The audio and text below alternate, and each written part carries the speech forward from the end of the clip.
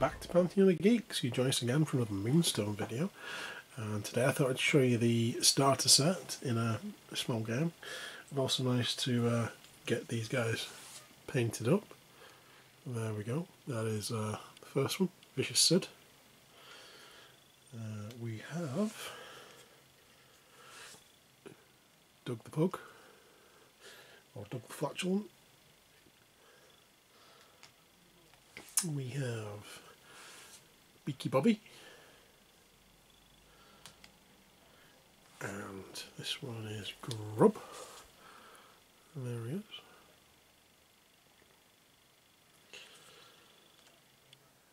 I've also painted from the Goblins, the Goblin King himself.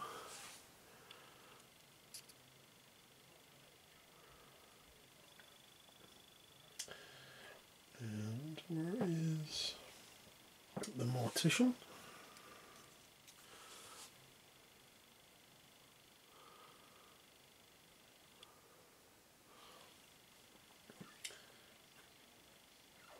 And, oh yeah, Herbert.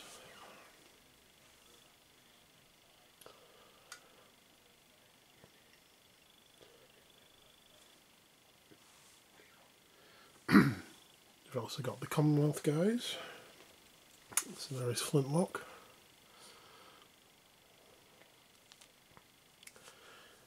Baron von Fancy Hat. Friar Flavius.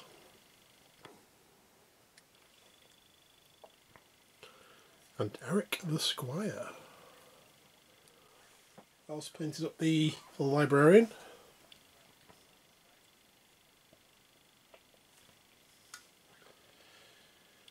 Old Calders.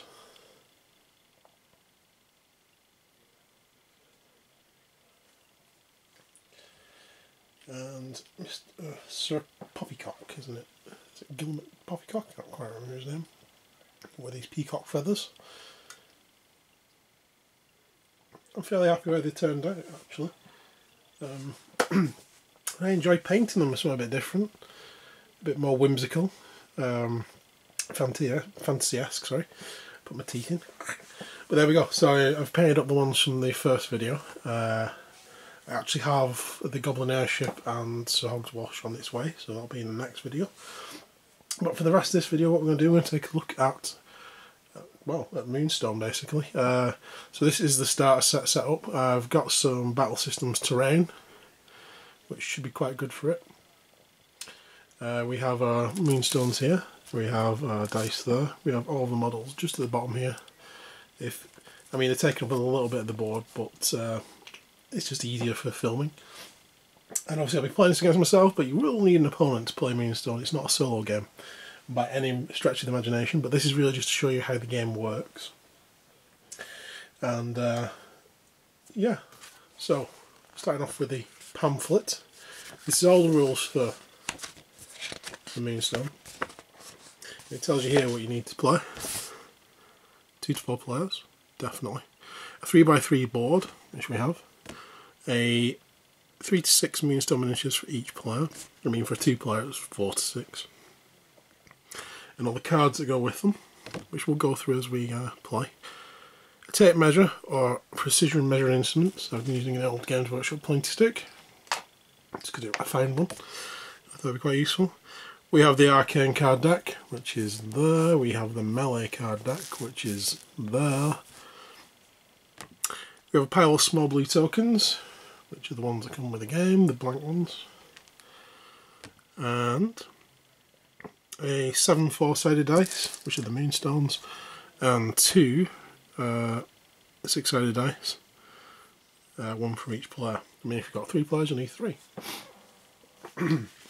What is also quite useful, but I couldn't find them, but I will get one for the next game I play, is some dry erase markers, because as we will see as we go along, the wounds for these guys are on the bottom of the card there, and as they get wounded you mark them off. I've put all them all into plastic wallets, because I wouldn't want to write on the card itself. But you can buy these, but I don't, it's extra expense I don't need. I'd rather just try and keep them safe with some cheap plastic wallets and just write on those, which are easily replaced. We have ourselves the other measuring stick as well, which is also useful for smaller ranges. And we have the little cheat sheet cards that you get with it, the one that tells you the steps and the turns, and the one that's got the actions and abilities on the back. So there we go. So let's begin. We are going to set up the board, which we've already done. We're just going to take this basic setup. And what I've played so far, it's good to have some space in the middle, unlike other skirmish games that you play. Normally you want some lines, like line of blocking in the middle, something big to climb over, something that blocks line of sight, something that blocks movement, something that blocks everything. In this game it is better the other way around, to be honest, because it's going to last for 4 turns, plus we have the deployment of the Moonstones, which is a messy job, but I love it. It's one of the things I really like about this. It's really simple. Next thing you do is choose your troops. As it states in the book, there are 4 factions. The Shades of Moonreach has just been released and is on pre-order while I'm recording this. By the time I put this up, it's probably going to be out. But those are the 4 factions, and when you choose your troop, it has to be from a faction. So Commonwealth, Dominion, Leshavut, if I'm saying that right, and the Shades of Moonreach. There are dual faction models, which can work for 2 different factions as you go along. But this is the starter set, so we have the Dominion, which are the goblins from the starter set, versus the humans, which are all down here, just off the camera. I think the goblins are just off the camera as well. There we go, the goblins are down here. So we've got the Commonwealth for the humans there. Next thing is to grow some Moonstones. So for this, you take your 4-sided dice. This is how we deploy the objectives for the game. You basically hold it about 12 inches up above the board and we literally drop them. And wherever they land is where the Moonstones go. So those are the objectives.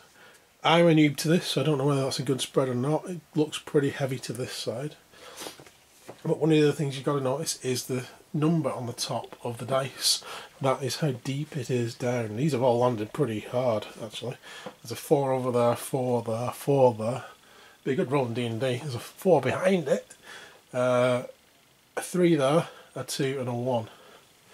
So I'm just going to play this because this is a tutorial, but you can mulligan this. So if any player's unhappy with the Moonstone spread, they may request a redrop and call a mulligan. No player can call a mulligan more than once. So player 1 could call it if they weren't happy with that, and then player 2 could call it if they weren't happy with that. And then you'd be stuck with whatever you had left.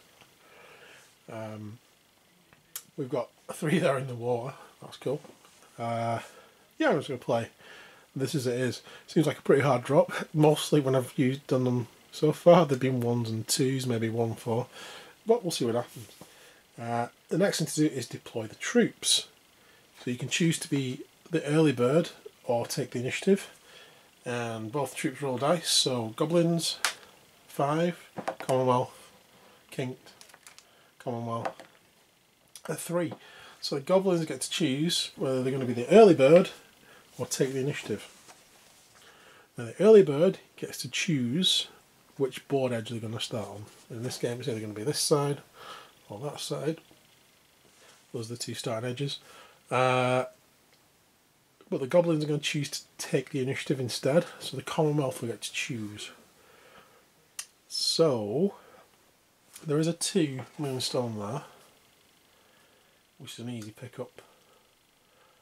Even though there's more Moonstones at this side, I think the Commonwealth are going to choose this side and try and spread out, because these 4 are quite close together. So as long as you can capture more Moonstones by the end of the game, you've won.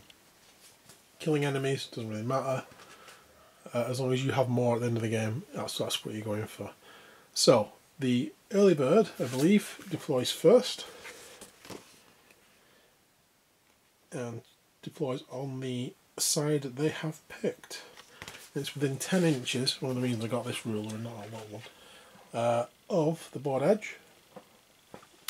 if you measure 10 inches from the edge, that brings us to exactly there. So that Moonstone's pretty much landed 10 inches away from the board edge. So I can just deploy one in combat, in base contact with it. So I'm going to deploy Friar Flavius there, and then the goblins will deploy next. So I'm going to finish the deployment and come back to you. So now both sides have deployed. The first thing to do is the replenish step. So every character on both sides will replenish their energy tokens. So for instance, if we look on Grub's card, energy tokens are on here shown in the blue circles. So as you take wounds, these will also get knocked off, so you'll lose energy as well as losing wounds, which is a clever little system. So he generates 4. In fact, I think all the goblins generate, no, Vicious said generates 3 and all the others generate 4. Whereas if we have a look on Friar Flavius, we can see that he generates 3. He has quite a few wounds as well. So he generates 3 tokens. In fact, I'm misplaced one.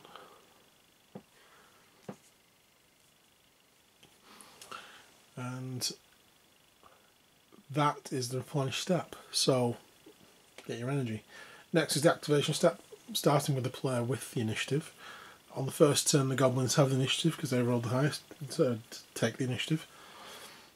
So they get to choose a character to move first. So we are going to move with Doug the Flatulent. Now Doug is going to make a jog action. So these are a list of the actions that you can make. Jog, step, traverse, harvest, active ability, arcane ability and melee attack. Now we're going to start by moving a jog action, which costs no energy to do. You can only do it once per turn though, and that will make him move 4. So we can use the handy little Moonstone movement marker for this one. So 4.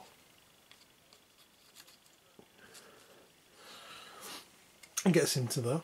Now with his energy, he has 4 energy, and he wants to keep moving closer to that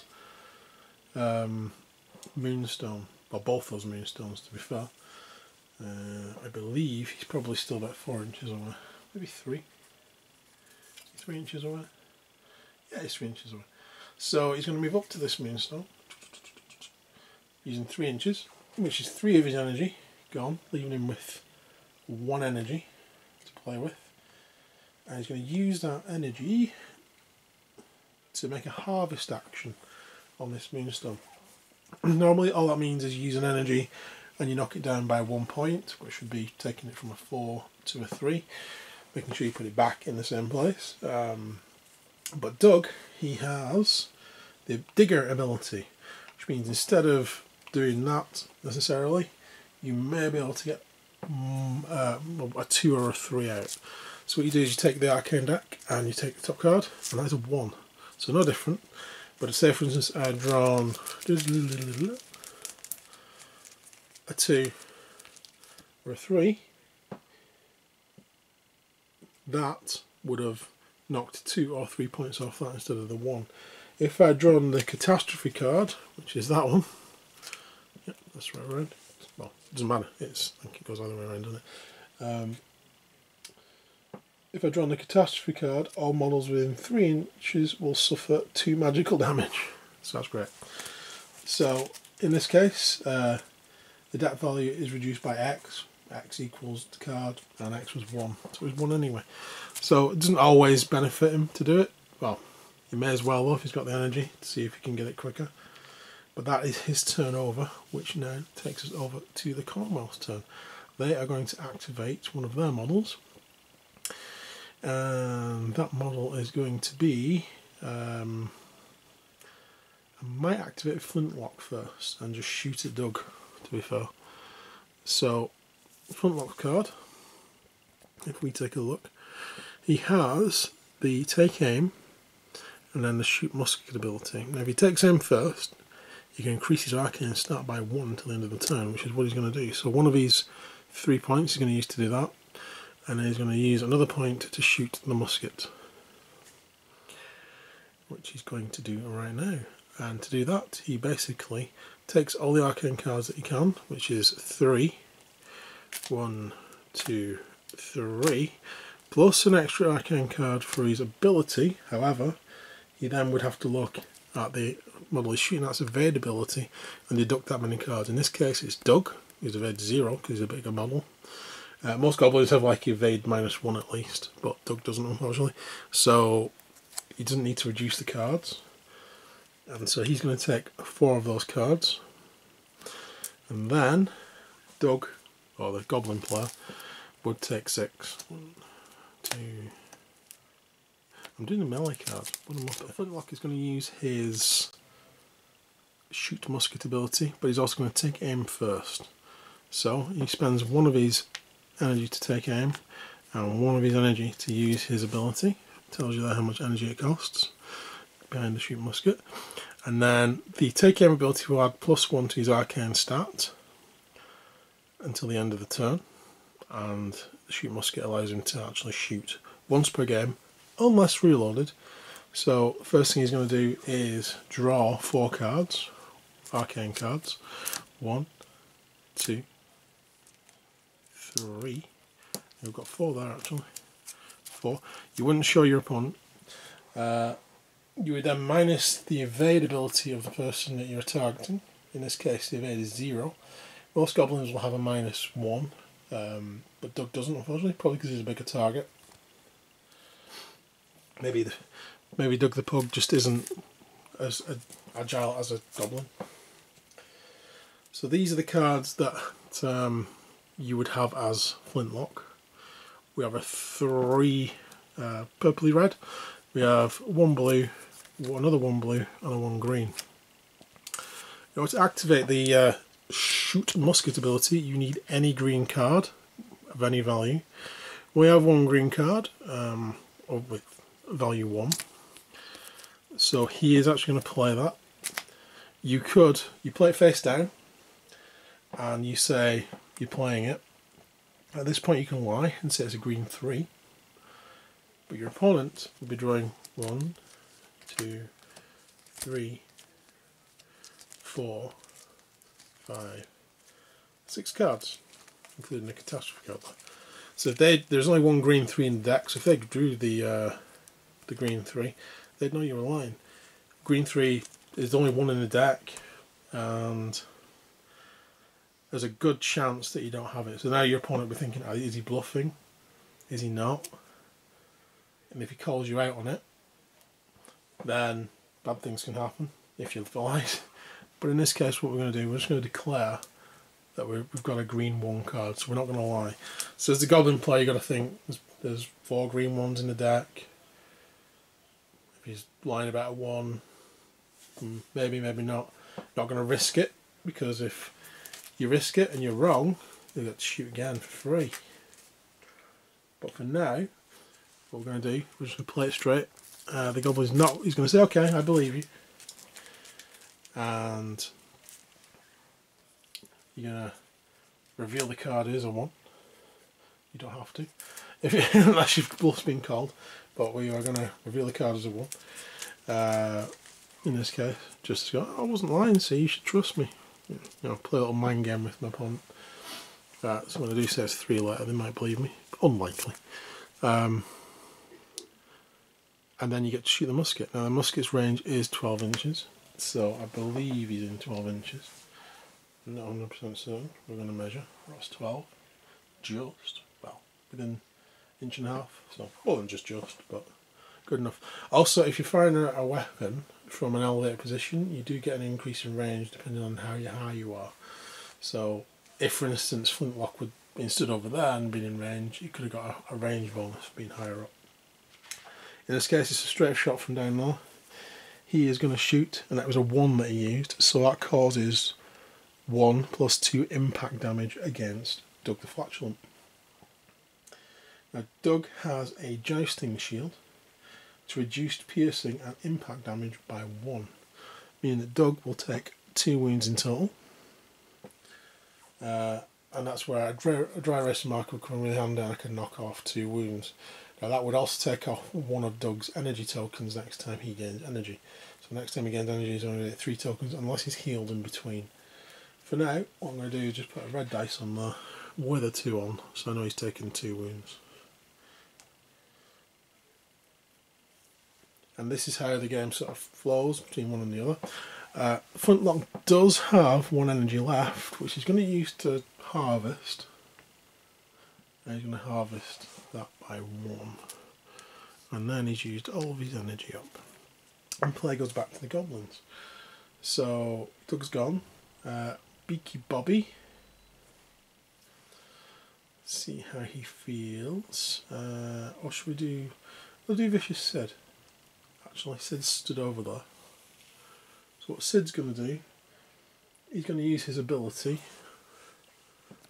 Where'd you come from? He's going to use 2 of his 3 energy. And he's going to use ability, where did you come from? So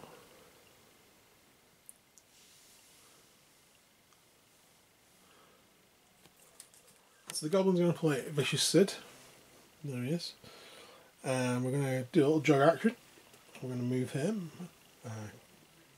up beside Doug, I think. I'll just hit the Baron. Didn't even see what I was doing there. Move him to that.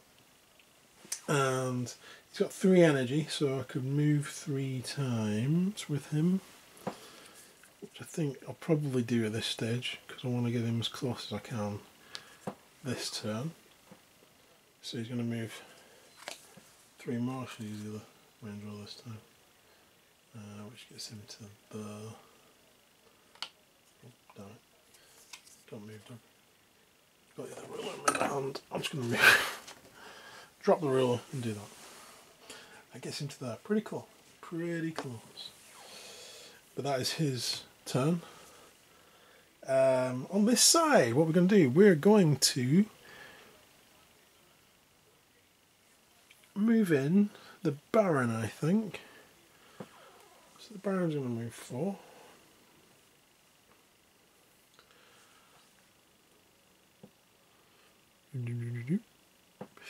Bringing him to the back there. And he does have a pistol. So this is the Baron. He has a shoot pistol ability, which is 8 inches. We might use it actually, rather than trying to gain some extra ground. Or, I mean, I could move in twice. That takes him to, where does that take him to? To there. And then his melee range is 2, so he's just out of range. He's out of range by about 1 inch. So if he's in range, he could stop Doug from harvesting that. It takes 1 to shoot a pistol. So what he's going to do, he's going to move 1 just to get a bit closer this round, and then he's going to shoot.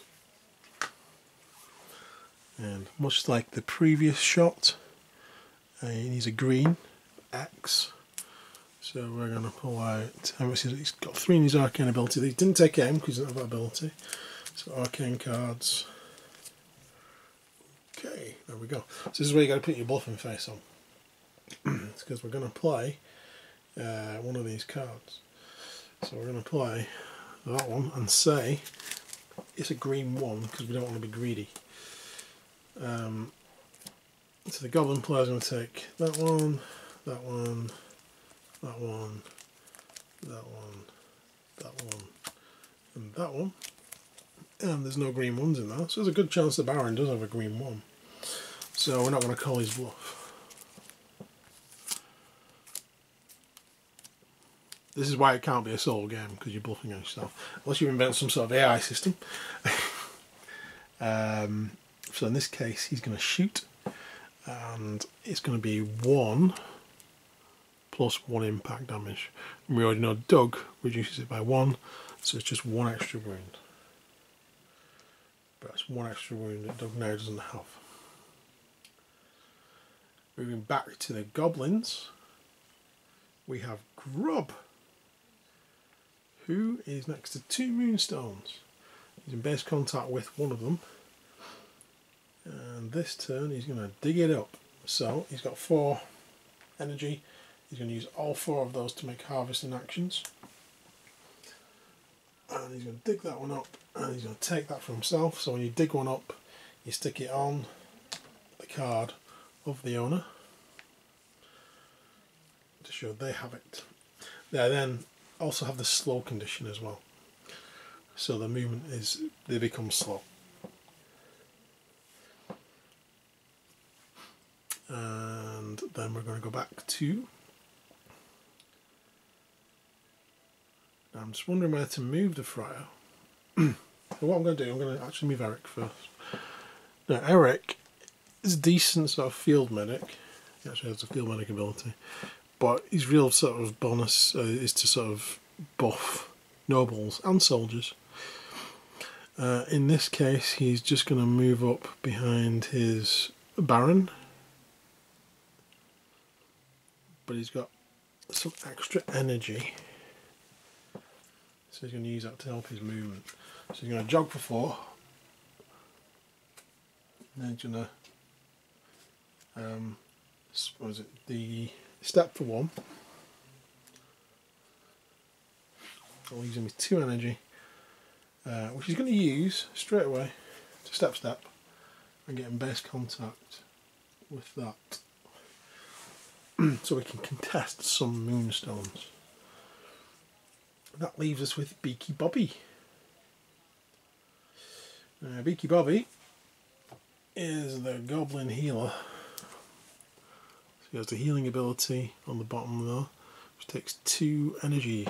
He starts with 4, and it's got a pulse of 8 inches. So we kind of want to be within 8 inches of Doug to heal him. So 8 inches of Doug. Yeah, we're already in range. That's good. He doesn't have to move then. So he's actually used his jog ability to do that. So he's, from where he is, he's going to use 2 of his energy to make a healing. So with that, much like the other arcane abilities, we're going to shuffle the deck, because I think I'll shuffle it. Shuffle it after every time you use it.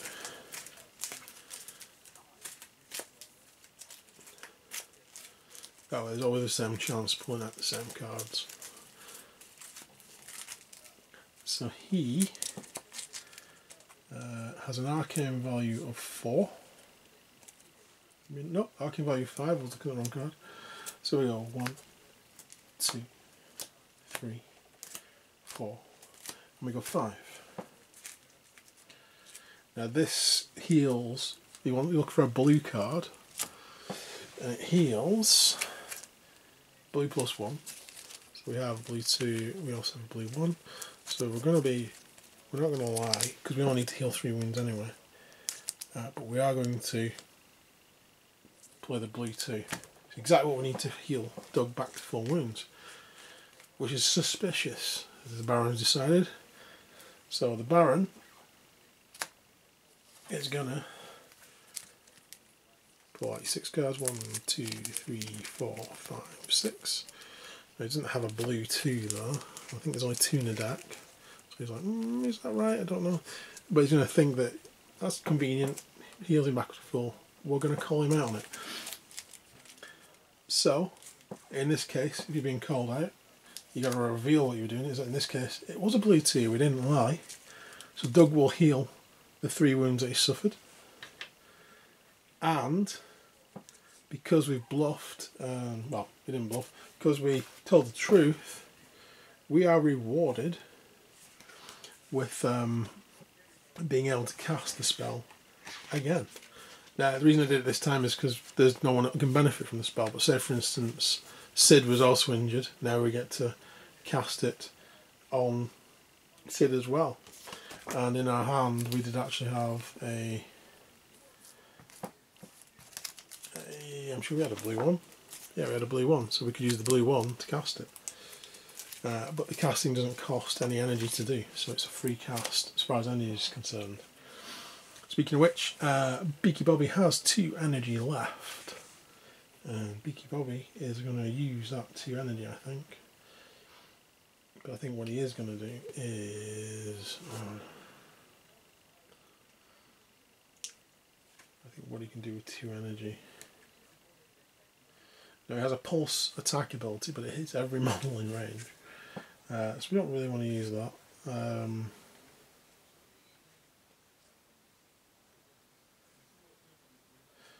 He does also have a stand back ability, which is another pulse ability, which is like a ability, but again, doesn't really help at this point. Or he could push Sid closer to the Moonstone. There is that. Said no one else needs healing. So what he could do is use his last 2 energy on his jog ability, which is 4 and 2, which will get him into base contact with that Moonstone, just run across, and that is his turn, which leaves the Friar. So the Friar can either, he's got 3 energy to use. He could either use the 3 energy to harvest that Moonstone. He could move up and heal, but no one needs healing on his side. He could move up in support, which I think is a logical thing to do in this case. Yeah, I think so. He's going to move, could be completely wrong, I've only played this a couple of times. He's going to move 4, and he's going to use his 2 of his energy to move to there, and 1 of his energy to move to there. Which gets him right up next to Eric. So now he's doubly threatening those middle Moonstones. And ultimately, that is turn 1. At the end of the turn, any energy that's unspent is removed from the cards. And at the beginning of turn 2, you replenish all the energy that you can do. Now, no one's wounded now because of that healing. So it's back to all the energy that they started with, and then we start a second round. So we meet to turn 2, and like on the first turn, we need to roll for initiative. Now on this turn, the player who chose initiative at the beginning doesn't automatically get it, but does have to roll off to see who gets it, but they do get a +2. So the goblins, 7, can't beat them, and they all rolled a 3 anyway for the combo. So the goblins still have the initiative. So a couple of important things where we are now, if we want to move Doug, or maybe even Vicious Sid, is the range of enemies' engagement zones. So every enemy has a range, a melee range. In this case, Eric the Squire has a range of 1 inch, and Friar Flavius has a range there of 2 inches. That's the range of their attacks. So once they're in that range, they can make attacks. But it also means that while you're in that range, you are classed as engaged. And while you're engaged, you may not take harvest actions. Eric Squire is 1 inch, as I said, and Friar Flavius is 2. So if, for instance, we are going to say Doug might want to go first. He is not within 1 inch of Eric, or within 2 inches of the Friar. Or is he? No, he's just out. He's a good ½ inch out, actually. So he's out of range of both those. If he'd been in range of one of those, he wouldn't be able to harvest, and he would have to do something else. But we're going to try our best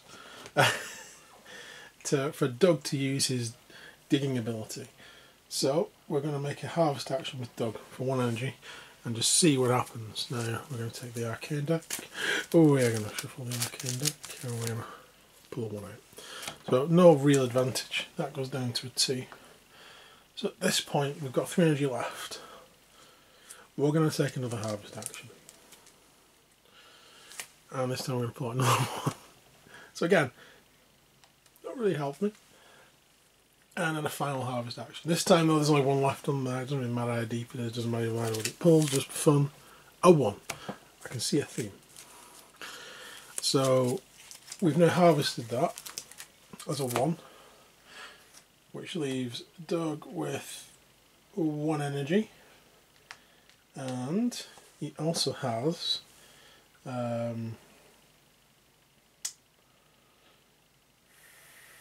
his jog ability that you can use. So thinking like a goblin, I'm going to run away. which is pretty boring. I'd actually rather attack. Which I could do if I didn't pick up the stone. We could have done the charge thing, but we're going to play it safe. We're gonna move. I'm going to move directly away from the oncoming force, which gets us to there. That leaves us an extra 1 to do a step. Thunk. It's going to move away. I'll try and get this Moonstone to safety. That is turn there. Next up we have these guys. Now they see the goblins making a break for it. They still have, they've got this Moonstone in the water, which is, by the way, that one's over there. Question is now how many of the goblins are going to get away with. So I think Eric wants to take the chance. He's going to take the harvest action as well, which means he can just pick that one up because it is a 1. Let's check. I think the range for Vicious Sid is only 1 inch, so he's not within range of that. So he can just pick that Moonstone up, which leaves him with his jog action.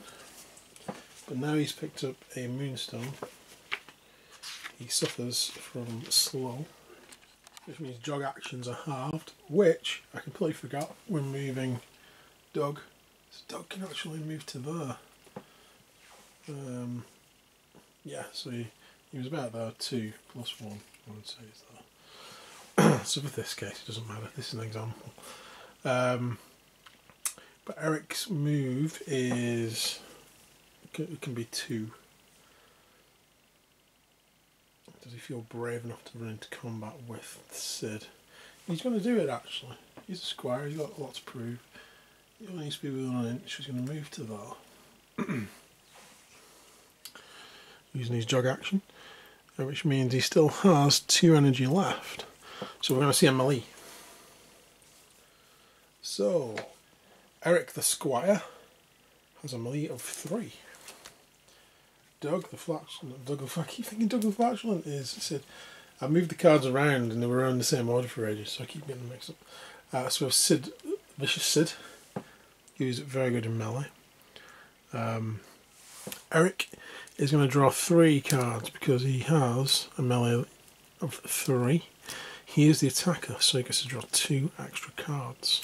He could also go for it if he wants to draw the extra cards. He's not going to do it this time. Sid is going to draw 5 cards because he has a melee of 5. Melee, tomato. And there we go. So we actually have the same amount of cards each. So in secret from your opponent, you would have a look at the cards that you've got.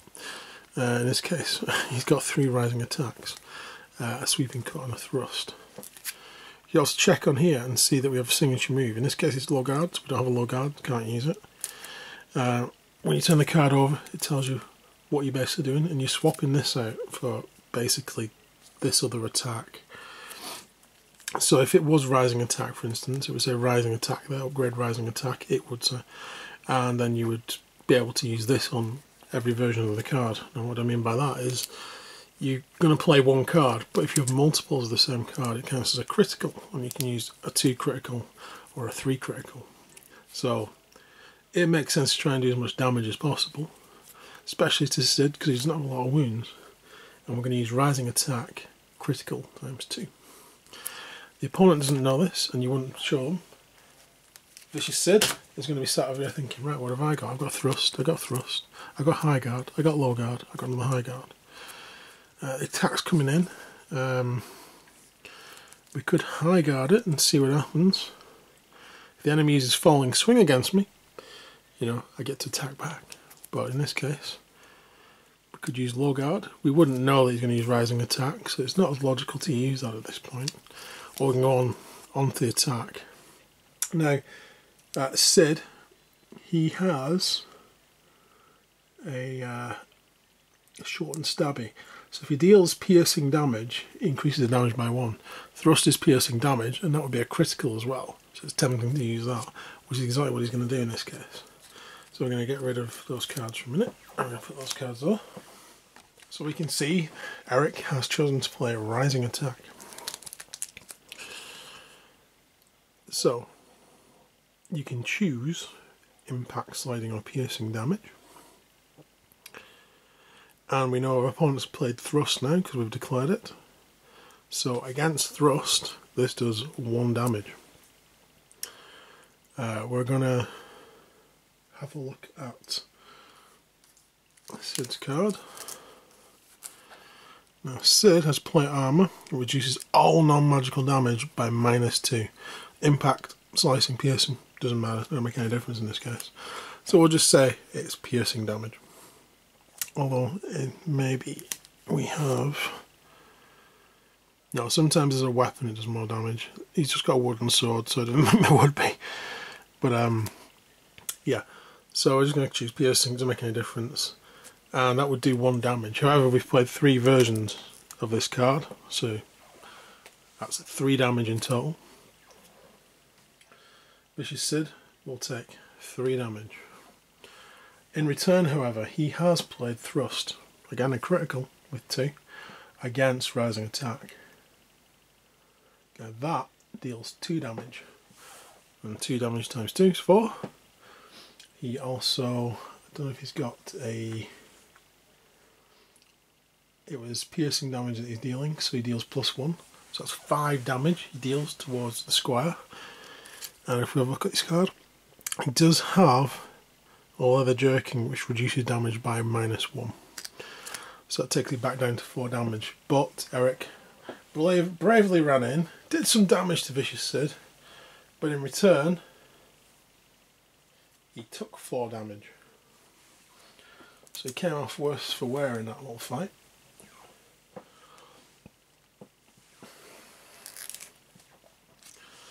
Now, if any of these have a little yellow marker on, that means you can make a follow-up attack.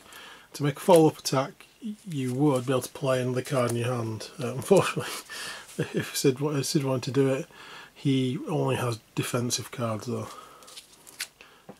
We did Rising Attack there, but what we could have done if we had low guard on that hand, we could have played a low guard, blocked the attack and then attack back.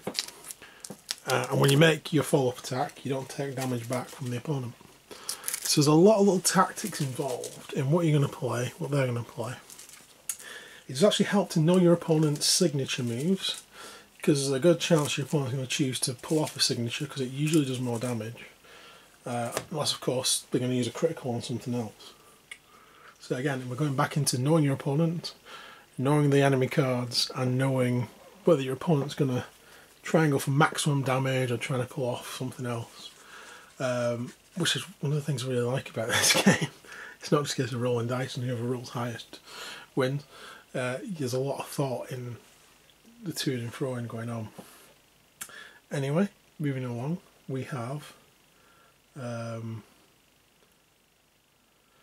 who's not gone? It is... Did I move 2 goblins at once? No, didn't do it. No, obviously he's not gone, he just defended. Well, he is going to go then, I think.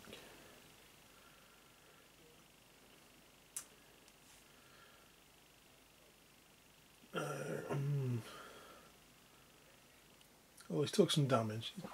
It might not be worth going with him just yet.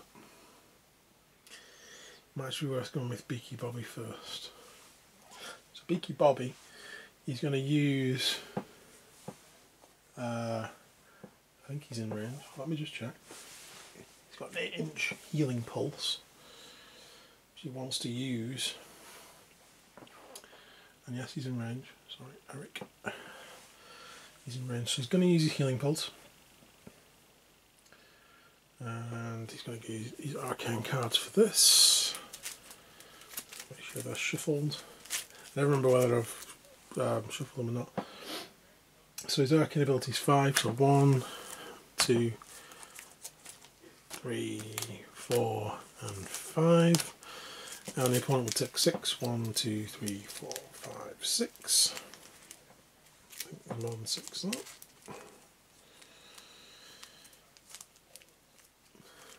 Problem with these little sleeves I've chosen, they are cheap ones. They're alright, but they do stick together sometimes. So the Defender has these cards. We know Beaky Bobby wants a blue card to cast. So we've got two blue ones and a blue 2 right there. So we know there's only one blue 2 in the deck, and we know there's only 2 blue 1s in the deck. And he only has a blue 1. So at this point, which is where it would be handy to the second player, you can decide whether you're going to bluff or not. He's not going to. He only needs to restore 3 wounds. He's got a 1. If he had a 2, he could fully restore him. He could say it's a 2 if he wanted, but the opponent might just think, nah, and try and bluff it. And sorry, try and call him out on his bluff. He's not going to bluff this time though, he's going to tell the truth. The opponent knows it's a 1, so he's like, I've got 2 1s there. I mean, if it was me, this card, I would probably call them out on it, because I've got at least half the blue 1s in the deck. I'll tell you what, I'll roll dice. On a 4+, they'll call him out. They did, so I'm going to call him out. Thinking, you know, oh, yeah, he's not got it. And he goes, yeah, well, actually I do. I've got a blue 1. So that blue 1 will heal that +1, which takes Sid back down to only having 1 wound, and then you get to cast the ability again with no energy. However, I'm going to put the, did I put the deck back? I'm going to put them back on top. Yeah, he only had the blue 1, didn't he? So those are the 4 other cards that he had. So this would be a bluff. So he's going to, oh, does he want to heal his friend? Yeah, he's going to bluff it. He's going to say, you know what, I've got another blue 1. Now, in this case, as the Commonwealth player, if he uses another heal for free, it doesn't really matter, so he's going to call him out on it again. And this time, he was lying, as we know. So, what happens when they lie is you get to replace these with any of the cards you got. It could be really nice and let him heal even more. We're not going to. We're going to replace it with the Catastrophe card. So instead of casting a healing on this one, he hits a Catastrophe card. What does that do? That means that this model suffers 2 wounds. So Beaky Bobby gets feedback on his magic for lying and takes 2 wounds. Now he does still have 2 energy left, so he could cast healing again. Or he can use 2 of his energy to get rid of 2 of the points on that harvester, which is what he's actually going to do with it, because he wants to get that as quickly as possible. I'll show you 2.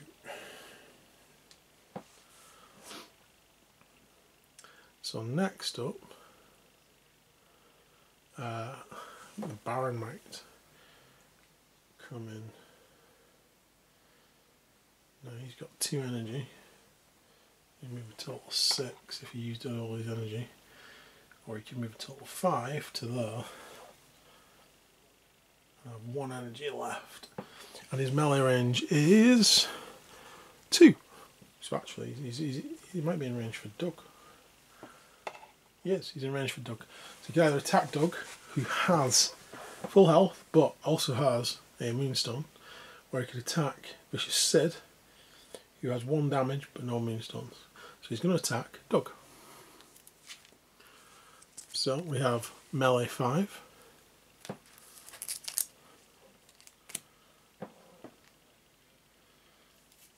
Versus melee 4. Shall we shuffle the cards because I don't know if I have. We go 1 and 2 and 3 and 4 and 5. Shuffled them really well. And he gets 2 extra for attacking, a 1 and a 2. And then Doug gets the 4 cards, 1, 2, 3, 4. Now then we're going to go for it. There's Doug's cards. And this is the Baron's cards. The Baron's signature move is Falling Swing.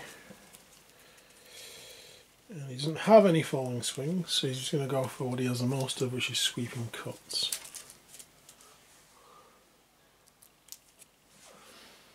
Doug. Doug. He has a falling swing. His signature is rising attack, and he has two of them. So obviously because he's got two, and he uses those two anyway, and just happens to be his signature as well. So the Baron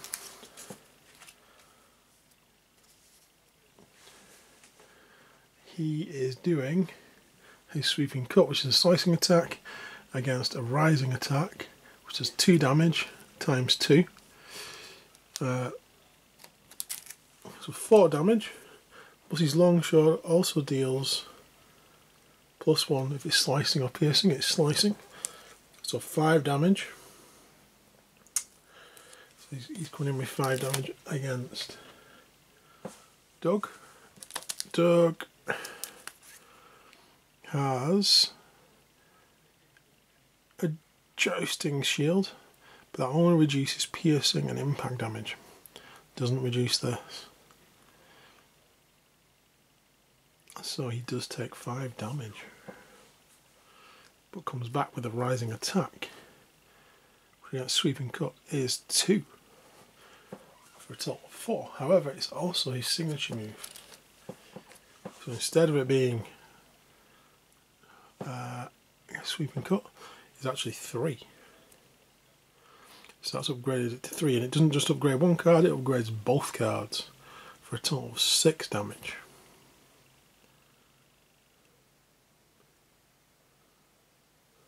Now, I just read that a bit at the bottom because I completely missed it. This attack deals no damage against models that are further than 1 inch away. So, I think he is further than 1 inch away because he came in with a 2-inch attack. So if it did upgrade to signature attack, it would actually do no damage. So we're not going to do that. We're just going to take the standard one, which is 4 damage. Lucky Baron, 4 damage. However, he does have plate armour, which reduces all non-magical damage by 2, meaning he only takes 2 damage. So we're going to put that there. So next up, Grub is going to go. He is going to do his jog action. And during a jog action, you can change direction as many times as you like. It's really easy to see with that one. So that to there, to there, to there, to there, which brings him around the other side of there. He is then going to use his... No, I can't do it. I forgot I can't actually do that. So he's just going to use his energy to continue to move. He's got 4 energy. He's going to use it all to move to there and be up against that obstacle. So maybe next time he can do what I was planning on doing this turn, but we shall see. I was going to use Wormhole, but you have to be next to an obstacle to use it. Yeah, I think it's in base contact, does it say? Must be in base contact with an obstacle terrain. An obstacle terrain, just so you know, is buildings and such like. So he needs to be right next to one of those to actually do it. So it's like, maybe it's like a portal into something rather than a portal into space or into the ground. But that's how it works. So we're going to just leave him there. He's got one of the Moonstones. He's just making a slow retreat.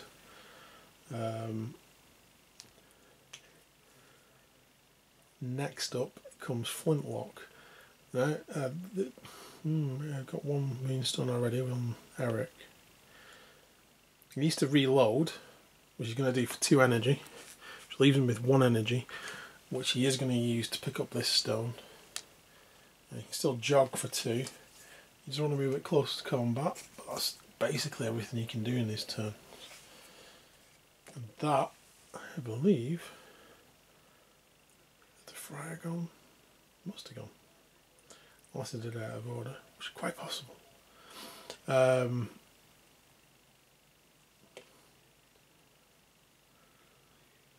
Yeah, Fryer hasn't gone, has he? But I do too. Oh, I'm not done Vicious Sid either. Yeah, so it's Vicious Sid. So what's confusing me? We did some combat with Sid, but it was actually Eric. Okay, so Sid, he doesn't know where he is, to be honest. He's in a bit of a situation. He is going to actually use 2 of his energy to play Where'd You Come From? Because at the moment he's got 3 guys bearing down on him. Although I could use him as a sacrificial lamb. And yeah, he doesn't have a Moonstone. I was going to move him using his ability to go around here to get him out of all this melee combat, because he's in quite a few melee ranges, and that's going to give him disadvantage on melee. But we're going to sacrifice Sid. Sorry mate. We are going to move Sid between Doug and the Baron to the. Can I use him as a bit of a blocker? So that's his jog action. He's just going to jog to the and then he's going to attack. Now he's in 2 people's attack, so he does get disadvantage.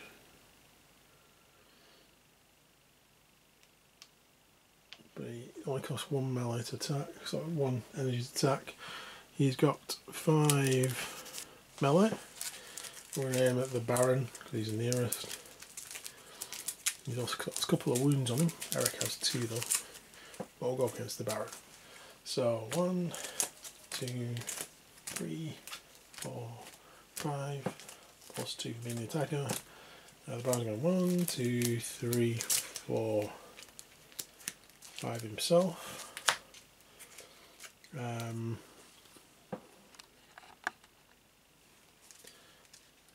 move that there. So Sid, rising attack. We've got 2 low guards. We've got 3 low guards in fact. We've got a high guard, sweeping cut, and a rising attack. We've got 2 rising attacks, which is actually also his signature move, so that makes sense. I'm going to use those with the Baron against high ground, thrust, sweeping cut, and falling swing. It was falling swing that's his. So we can use falling swing and try and get his signature, or we can go for the possible sweeping cut and try and do more damage. I mean, we don't know what's being played against us. Falling swing potentially does more damage, and if it's upgraded, potentially do follow-up moves as well. He is going to do that to try and trigger his Master Strike ability. So we're going to leave those cards there because we might need them. So yeah, we're going to do Rising Attack.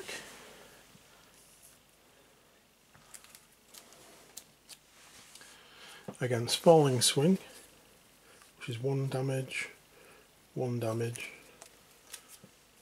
for a total 2 damage. It's Impact, Slicing or Piercing. If we do Piercing, it's +1, so that's a massive 3 damage, of which 2 of it's ignored by the Baron's armour, meaning he only takes 1 damage. He's only down to 3. He's going to return that on Sid with a Master Strike. That was against Rising Attack, which does 3 damage back to him. Unfortunately, a follow-up move. If it had been Thrust or Sweeping Cut, he'd be able to follow up and do even more damage. But 3 is respectable. Sid does have plate armour also, so that becomes 1 damage to Sid. So a bit of exchange of blows, not much happening. But now it is Friar Flavius' turn, and he is going to use his healing bubble. It's a target X+1, so it's pretty much exactly the same as Beaky Bobby's healing ability. But he is going to use that for 2 energy,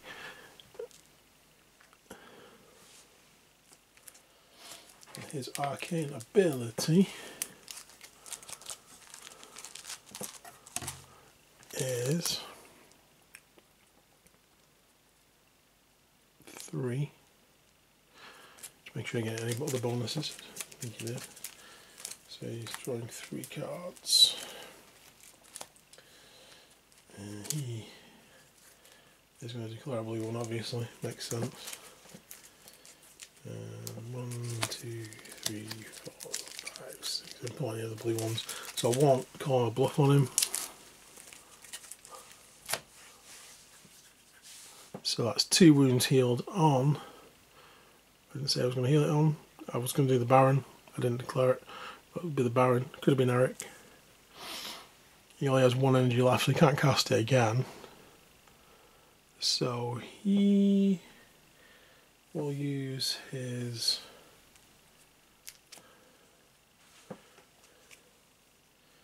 movement to move over here, and then use his extra 1 energy to move to there. I'll put some pressure on over here. That is the end of turn 2. Let's reset for turn 3. Turn 3, we roll again for initiative. The goblins get +1 this round for turn 3, which is a 6. And a 1 for the Commonwealth. So the goblins are going to go first. So we are going to move Doug first, actually.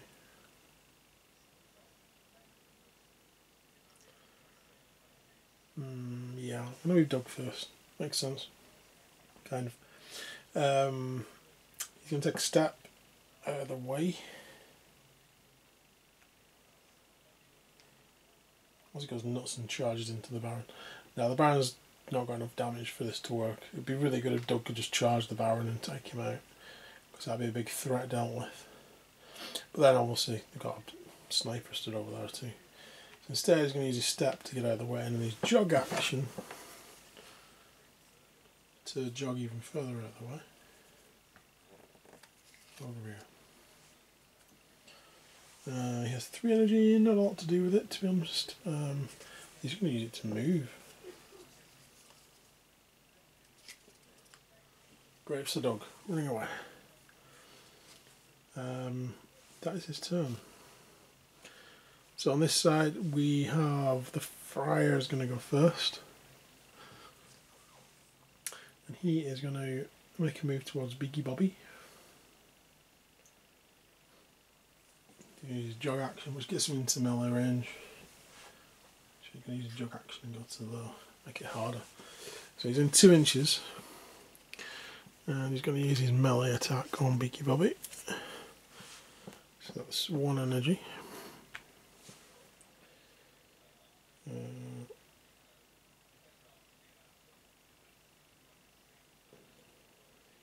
So none of his abilities really.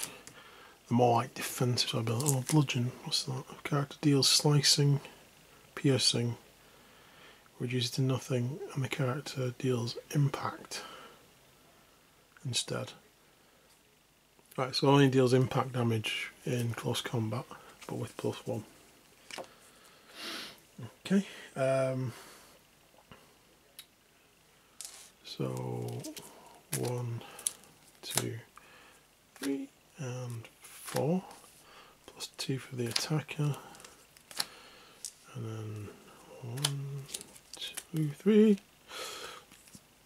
Is it? No, it should just be 2. 2 cards for the defender. Beaky Bobby only has a melee of 2. He's going to choose High Guard because it's the most likely to keep him alive.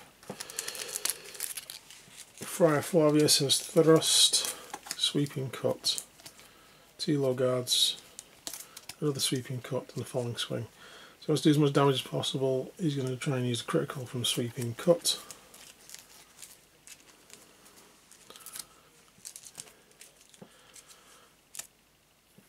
So he plays Sweeping Cut, but against low guard, that does nothing. So he comes in, whoosh, nothing. And low guard against Sweeping Cut also does nothing. And there's no follow-up moves for either. So it kind of knackers that turn. However, the Friar does have energy left, which he's going to use to attack again, because he wants to try and stop the goblin.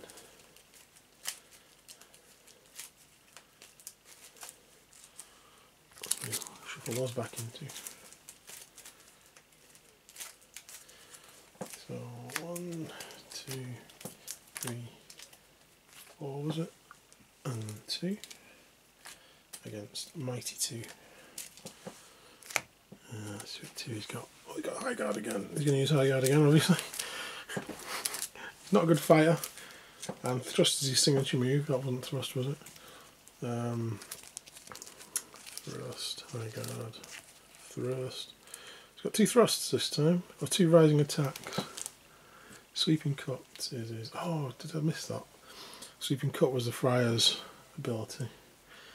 I'm going to use Thrust. I'm going to jab at him with a club. Sounds like a plan. So yeah, Thrust against that, again, does nothing. High Guard has blocked it, and High Guard protects him.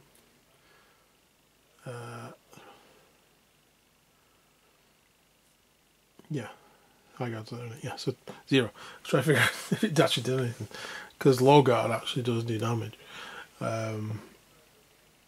in some circumstances, but in this case, no. He's blocked it, probably holding his staff up. But the Friar does have a 3rd attack, which he's going to use. 3rd energy, which he's going to use.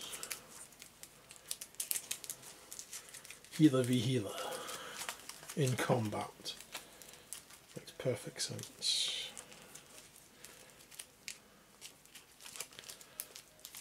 Needs must. Right, so 1, 2, 3, 4, 5, 6, was it? Yeah, 6. Against 2. So 2 Low Guards. So we see that's a critical Low Guard. We have Falling Swing and Sweeping Cut. We have 3 Sweeping Cuts. So he plays Sweeping Cut, but against Low Guard, because he wanted to go off his critical, unless his critical changes anything, which it doesn't, which is Spank. Great name.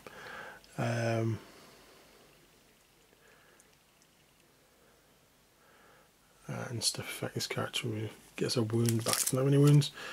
But yeah, I probably wouldn't have played that, to be honest. That's kind of a defensive card, but actually causes him to heal. Interesting. I've never actually put the Friar into combat before, so I've never seen that ability. But after that massive jumping around, nothing happens. Beaky Bobby managed to draw the right cards to stay alive and just block him. So the Friar is done. Beaky Bobby is going to have a go. What's he going to do?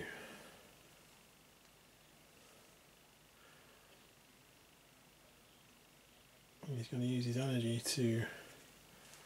He wants to pick up this thing, but he needs to harvest it. He does have pulses. So with 2 energy used up, you can harvest that. He has suffered damage. He could either use Pulse, which doesn't really do anything other than push the Friar directly away, which doesn't really help.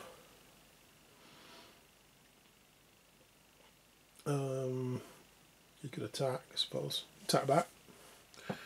Or he can try and heal himself, which he can't do because he's not got enough energy. Oh, choices. I think he's just going to move.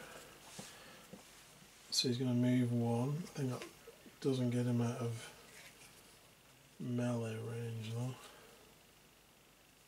So I believe he can only jog 2 anyway because he's got a Moonstone. So he's going to jog to that. And that is his turn. And that brings us back over here.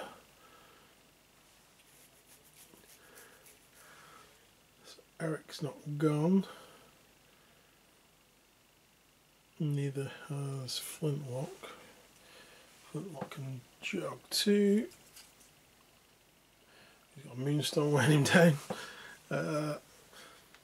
He's not really in range to shoot anybody he wants to shoot. I think he's well out of range. Yeah. I suppose he could shoot at Vicious Sid. I don't think there's any rules for shooting into combat or around combat. He is loaded. I don't know whether... I'll have to check later to see if the rules have got this bit wrong, but I think he can shoot Vicious Sid. I'm pretty sure he's not blocked by friendly models. Let me check now. So yeah, he can shoot him. However, he would count as being in heavy cover because the centre of the two bases between the two is blocked by another model, any other model. So he gets a heavy cover if he does shoot him from here. I don't think moving him... Is it 1 to... Right, so if I moved 2 steps, I could move it to there. So now the centre doesn't cross the Baron, but the base does. So instead of being heavy cover, it's light cover, which is -1 to the arcane cards. It would have been -2 otherwise. So I could have used a... If it had just been... I've used 2 steps and 1 to shoot. I think that was the right thing to do in the circumstance. If I just used take aim, it'd have still been only +1 and then -2. In this case it's -1. So it's exactly the same, isn't it? It's been really dramatic for no reason, which is fine. But arcane cards, not melee cards. So 1 and 2 and 3. So I'm going to have to do that a bluff. And 1 and 2, 3, 4, 5 and 6. So we know he doesn't have a green 2. Well, we can only have possibly 1 green 2. I'm not going to bluff it, just going to shoot for a total of 3 damage, impact damage. I'm obviously not going to call because he's probably got a 1. So that's 3 damage, but it's an impact, so it only does 1 damage because of Sid's armour. But Sid does only have 5 wounds and he's got 3 hits on him now. So that is beginning to pile up on him. And Beaky Bobby's moved out of healing range now.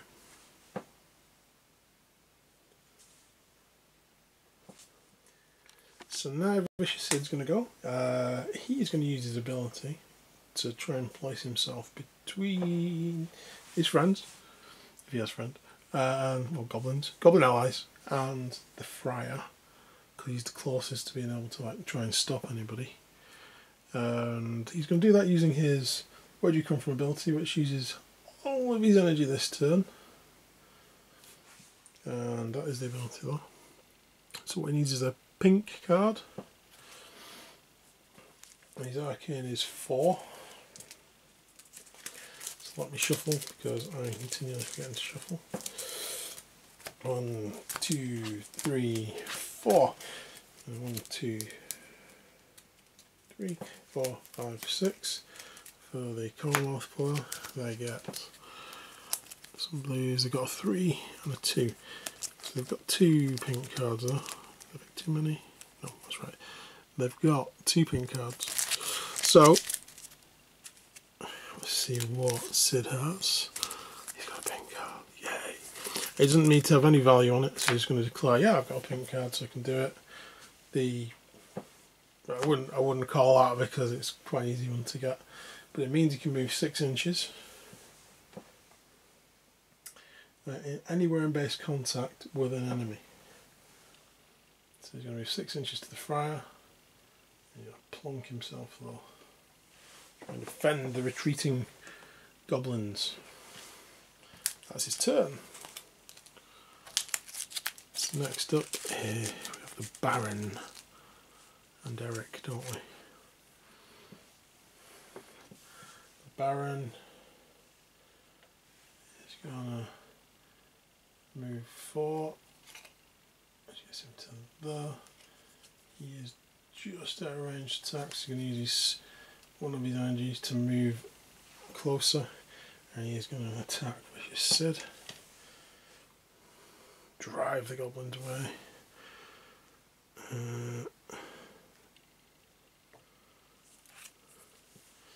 Which is 5 melee cards plus 2.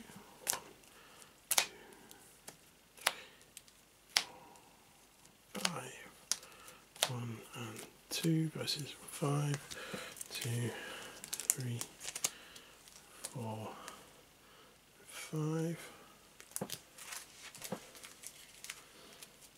So Sid's cards, we've got Thrust and Thrust, High Guard, and Sweeping Cut. I think the sensible thing would be to use High Guard. He only has 2 wounds left, so we want to try and block this attack. The Baron can only make one attack this turn because he used up his other energy. Getting to me. So ultimately the Baron's got Falling Swing, which is his signature. Low guard, low guard, low guard, sweeping cut, sweeping cut. So he'll try and use his signature, which is against the low guard, which does break through the low guard. I believe we upgrade that. Master Strike.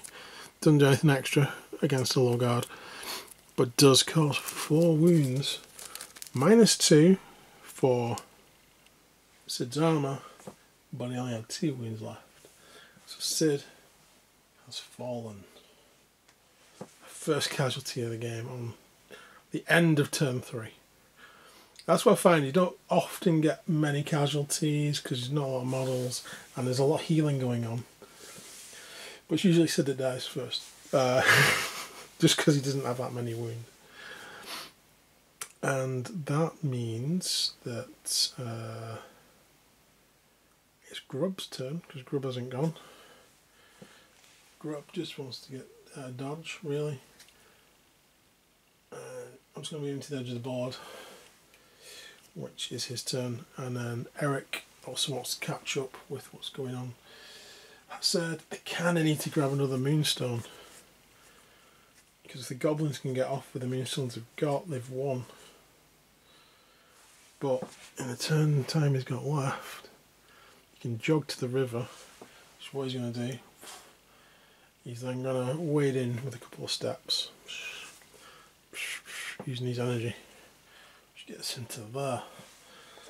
He's going to try and grab that. And that is the end of turn 3.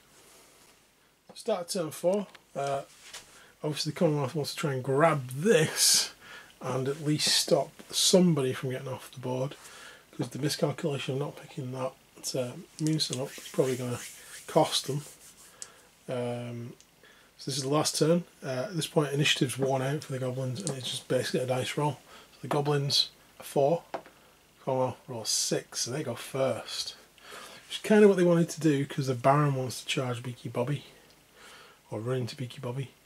He doesn't have the charge ability, he wants to run in and attack. So our movement will get him nearby.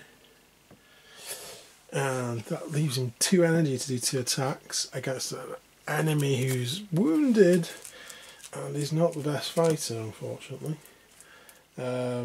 So this could be the turning point of the game if they get rid of Beaky Bobby.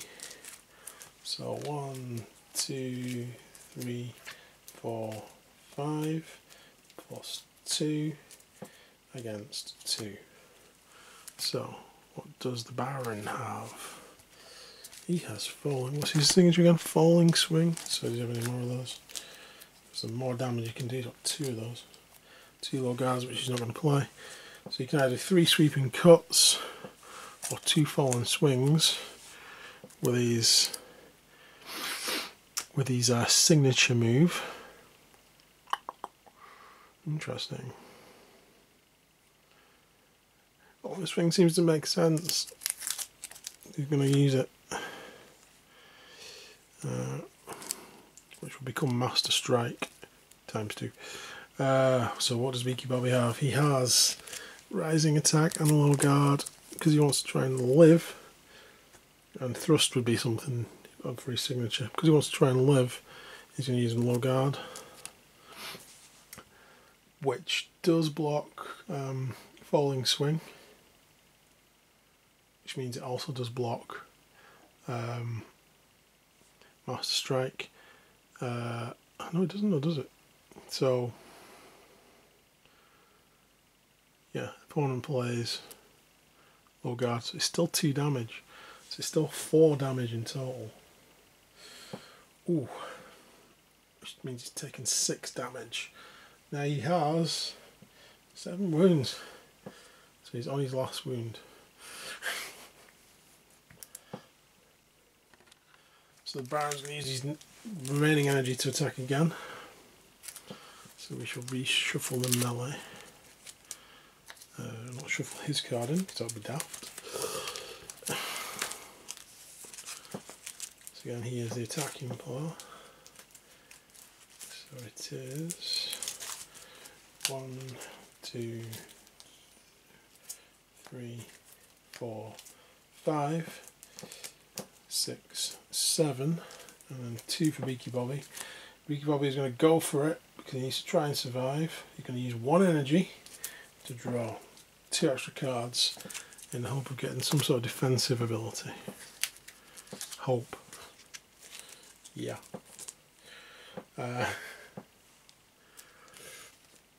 So the Baron has Fallen Swing, Rising Attack, Haggard, and Fallen Swing. So Falling Swing it is again.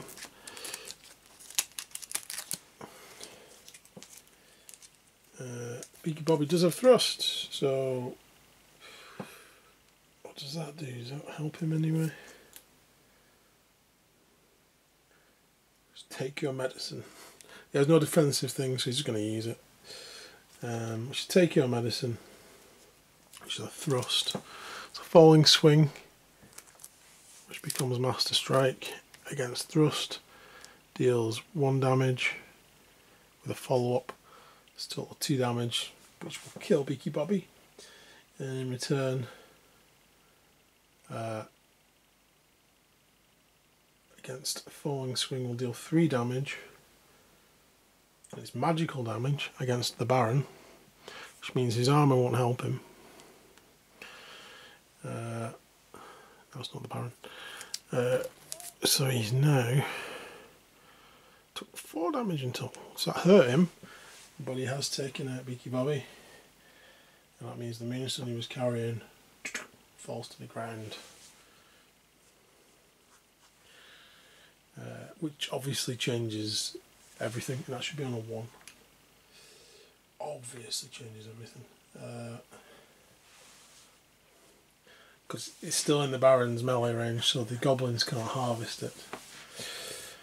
Which pretty much does end the game there, I think, to be honest, because without them being able to grab hold of it and being 2 guys down, I can't see any way around that. Unless Doug can kill the Baron, who's injured.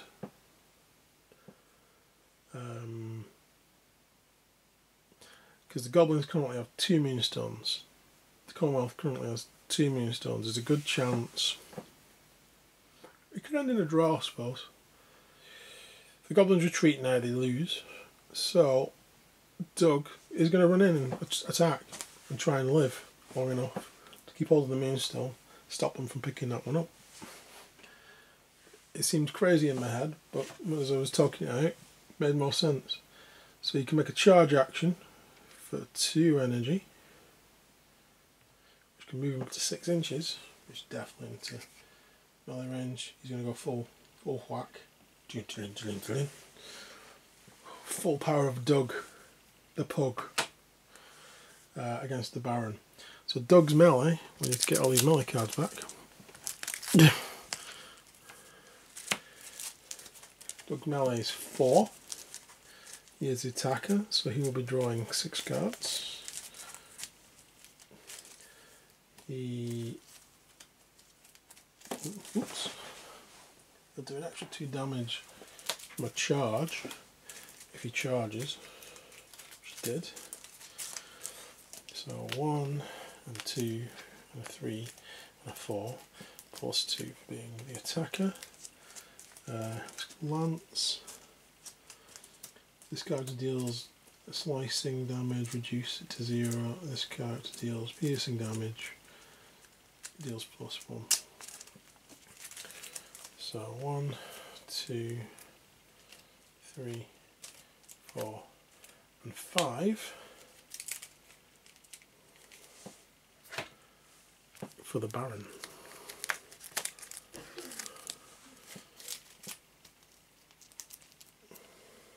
So the Baron's got a high guard, and 2 low guards. Not much in the way of attack, and he has took some damage, and Doug isn't damaged at the moment, so he's going to go with high guard. He wants to weather the storm of the pug. He's coming in with rising attack, which is his signature, 2 fallen swings and 2 low guards. So because rising attack is the signature, without knowing what had been picked,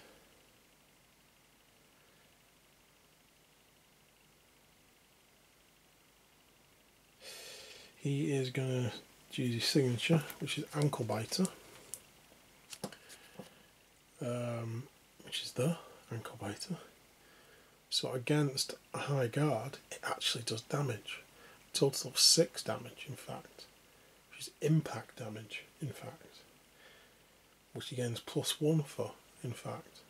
Take it to 7, plus 2 damage for the charge, for a total of 9 damage, I believe, because there's 2 cards there, so it's 3, yeah, 9. Doug inflicts a whopping 9 damage on Baron von Fancy Hat. Whoops, so excited I knocked the camera.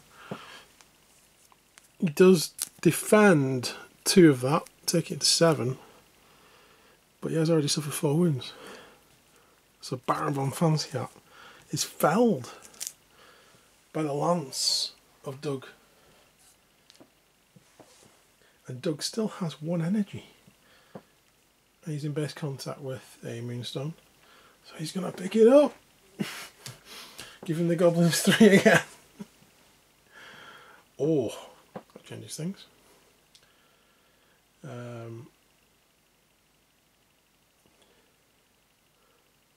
So, got cards everywhere, so just tidy up. By the way, I do know I've done a couple of things wrong as I've been going along. Like not adding on the Baron's damage for his sword earlier on. But I forgot. And there we go, that's life. I've got a lot to remember. It's better when you're playing against somebody with this one again, because there's a lot going on for just a few models. It's great. To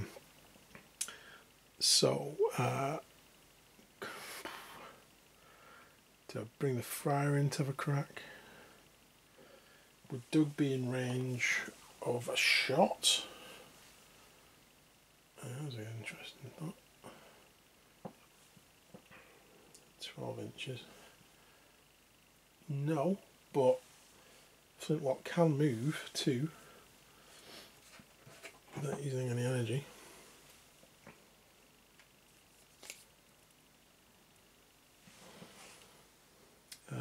Did he fire previously?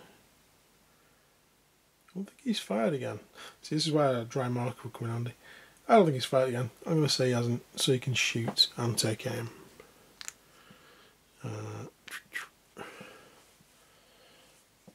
He's going to fire at Doug the Flatulent.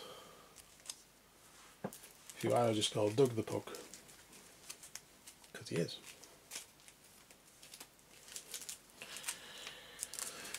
So we draw, there's no evade on Doug, so we draw 1, 2, 3 for Flintlock's arcane ability, plus 1 for taking aim, and 1, 2, 3, 4, 5, 6, giving, and what does he want? He wants a green colour. So we know, as Doug, unfortunately, we have a catastrophe, he doesn't. We haven't got any greens, so there's a good chance that if he says he's got a green, he's got a green. So he's going to declare that he's got a green 3. So what I'm going to do, I'm going to roll 4+ because I'll make a decision on a 4+. The goblins will call the bluff. They do. Because I know I don't pick any greens up, but I also know it's a desperate attempt to try and kill Doug. So that fails drastically because I did pick up a catastrophe card, which we replace it with. Which causes 2 wounds on per flintlock, but also destroys his gun because he can't reload it again the rest of this game. So he does have 1 energy left, but can't do anything with it. So he's just going to cry a little bit because he's broken his gun. And then Grub would go. Grub is just going to, we'll just say he leaves the board because there's not much he can really do to. He's really good at picking stuff up when you're in contact with buildings and such like, and you can move them around. But where the dice actually landed, they all landed pretty central and pretty much out of the way for him.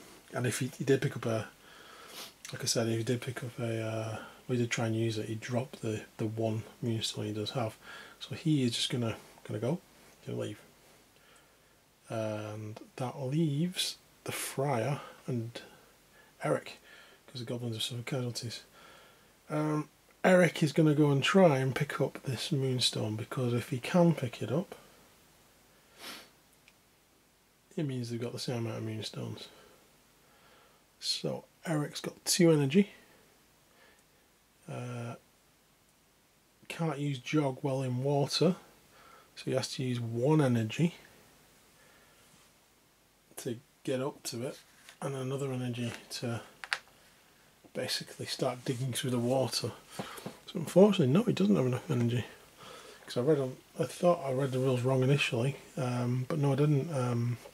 I thought you could get in there and actually make a bit more of a difference. But unfortunately not. Which leaves Flavius. I doubt Flavius is going to be able to kill Doug in 1 round, but he's going to try.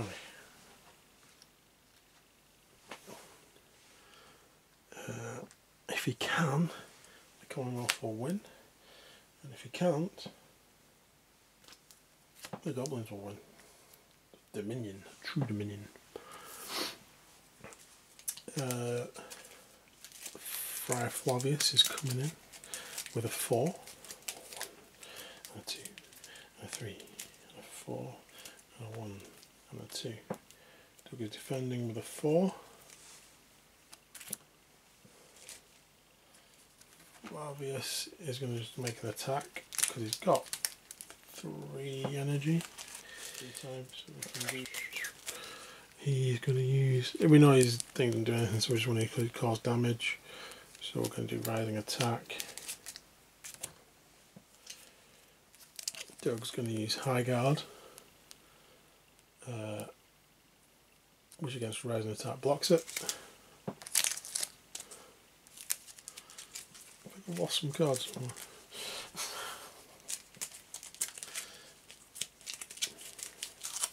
I have. There's some melee cards over here. Wow. I thought that deck looked a bit light then. Right. So again, going with attack 1, 2, 3, 4, 5, 6 against 1, 2, 3, 4. So Doug just wants to defend, so he's going to pick low guard.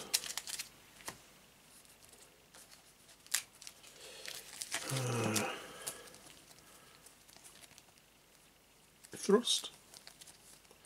So thrust against low guard does do 1, 2 damage. Let's read that bludgeoning attack. It's got to deal slicing or piercing melee damage. Right. So we can't actually do anything with that. So what we actually want to do is use rising attack, which does no damage. Actually, yeah, it makes more sense now with the. I thought originally when I read that it changed it to, but it doesn't. So basically, if the character deals slicing or piercing melee damage, it does nothing. It can only do impact damage, which is increased by 1. So there was no impact damage there anyway. I don't think any of those cards can do impact damage other than rising attack, but against low guard it does nothing. But it does allow you to do a follow-up move, but you can only do a follow-up move with the same hand that you've got, and none of those will cause damage. So yeah, the Friar does have another energy. Quite frankly, he's not done any damage with the first 2 pieces. He's not going to be able to do enough damage in 1 round. That is game over. So yeah, a bit messy in places for me, but the game actually works really well. The buffing system works great with an opponent. The actual choosing your different melee attacks works great with an opponent. But yeah, you could always practice on your own and say roll dice to decide whether, like I did there, decide whether an opponent's going to pick one or the other. It's almost like DMing your own game, I suppose, from a D&D angle. But yeah, so the goblins ended with Doug having 2 moonstones and Grub having 1, even though they lost 2 characters. Flintlock had picked up 1, Eric had picked up 1, didn't have quite enough energy to pick up that other one because it was in the water. But there we go. So that's roughly what Moonstone plays out like. I really like this game, and I'm going to keep getting more models for this and seeing how they interact with each other, because building troops is about synergies, really, in a lot of these cases. I think the least synergistic ones are probably, that's not a word, is it? Is it? I don't know. Isn't it? It's probably the Commonwealth, because they just rely on brute force, which I approve of. But the goblins are sneaky, and even though they've lost a lot of guys, do manage to pull wins out, especially when they run away like that. Oh, that was a valiant effort by Doug. Doug's my favourite model. Man of the match, maybe. But then Sid, very good at sacrificing himself for the greater good, which happens in every game I've played him in. He just gets under the enemy's feet and then gets clobbered. But there we go, that's Moonstone. I've really enjoyed just showing you this. I hope it made some sense. If you're interested, go out and try it. You can download the rules, basic rules, for free, and you can download standees from the Goblin King Games website. So if you don't have to get any models, so you just throw some terrain on the board, print off some standees, print off the rules if you want, or just use them on your phone or tablet or whatever, and play a game and see what it feels like. The only thing you really need is, like, obviously everything here, like some D4s, which if you don't have any, you can get my farmers in. I've got them before for D&Ding. But there we go. So I hope you've enjoyed the video. Please like and subscribe. If you want to see more of Moonstone, stick it in the comments. I am going to do another video next, which will be unboxing the Goblin Airship and Hog's Wash. And I also got hold of the proper rulebook, so we can take a look at the difference between the rulebook and the pamphlet. The pamphlet is perfectly serviceable for learning the game. The rulebook does have some scenarios in it, and does have a lot of lore in it, and some cool pictures, and some little background things about each character. So we can take a look at that more in depth in the next video. But thank you for watching. Please like and subscribe. See you guys later.